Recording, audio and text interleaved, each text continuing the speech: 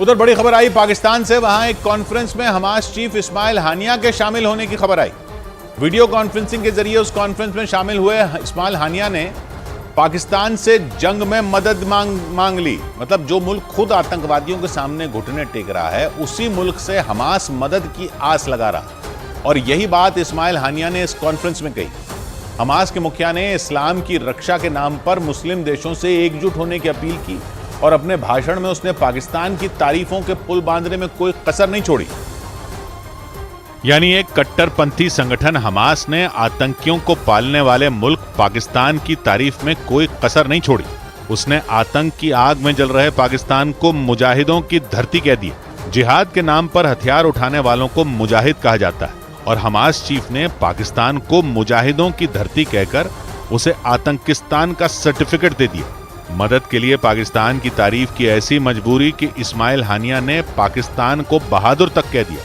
इतना ही नहीं, वो ये तक कहने से नहीं चूके कि अगर पाकिस्तान हमास के साथ आ जाए तो इजराइल के हमलों को रोका जा सकता है। मतलब जिस इजराइल के हमलों को ईरान और तुर्की नहीं रोक पाए, जिस जंग को मुस्लिम देशों का संगठन OIC नहीं रोक पाया, उसे पाकिस्तान अकेला ही रोक सकता है। इस्माइल हानिया ने पाकिस्तान की महज तारीफ नहीं की, बल्कि उसे चने के झाड़ पर चढ़ा दिया। इस्माइल हानिया ने ये बात तब कही जब वो हमास की जंग में मुस्लिम देशों की भूमिका पर हुई एक कॉन्फ्रेंस में शामिल हुए।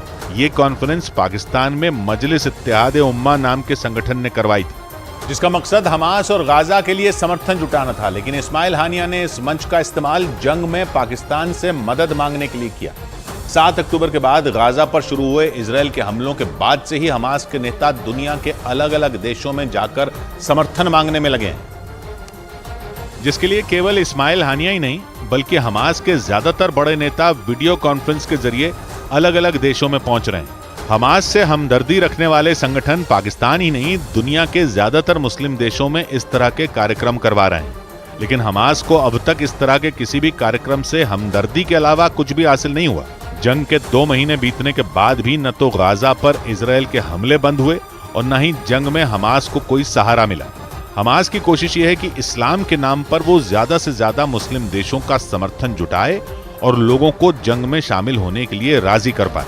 हमास और इजराइल की जंग पर चर्चा के लिए मुस्लिम देशों के संगठन OIC की एक बैठक सऊदी अरब में हो चुकी है, लेकिन उस बैठक का जंग पर कोई असर नहीं हुआ।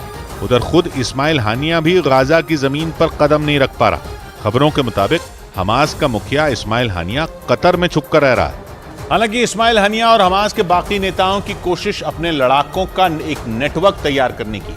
भारत की जांच एजेंसियों को भी ऐसे इनपुट मिल चुके हैं जिनसे पता चलता है कि आतंकी संगठन युवाओं का माइंड वॉश कर उन्हें जंग में हिस्सा लेने के लिए उकसा रहे हैं, जिसके लिए जैश और लश्कर जैसे संगठन बड़ी भूमिका में है। पाकिस्तान की सेना और खुफिया एजेंसी की मदद से चलने वाले पाकिस्तान के आतंकी संगठन पूरी दुनिया में नए लड़ाकों की भर्ती का मिशन चला रहे हैं। खबरों के मुताबिक सोशल मीडिया के जरिए आतंकी संगठन युवाओं का ब्रेन वॉश करने में लगे हैं ताकि उन्हें गाजा पट्टी में जंग लड़ने के लिए भेजा जा सके। इस लड़ाई में हमास के नेताओं का काम भड़काऊ भाषण देने का है और उनके वीडियो का इस्तेमाल आतंकी संगठन अपने प्रोपेगेंडा में कर रहे हैं। माना जा रहा है कि दुनिया भर में हमास के लिए कार्यक्रम कराने वाले संगठन भी इसी साजिश का हिस्सा हैं। खुफिया एजेंसियों के सूत्रों से मिली खबरें तो यहाँ तक हैं कि लश्कर तैयबा के कई लड़ाके गाजा में चल रही जंग में भेजे भी जा चुके हैं, लेकिन इजराइल की फौज के हमलों में हमास को भारी नुकसान होने की खबरें।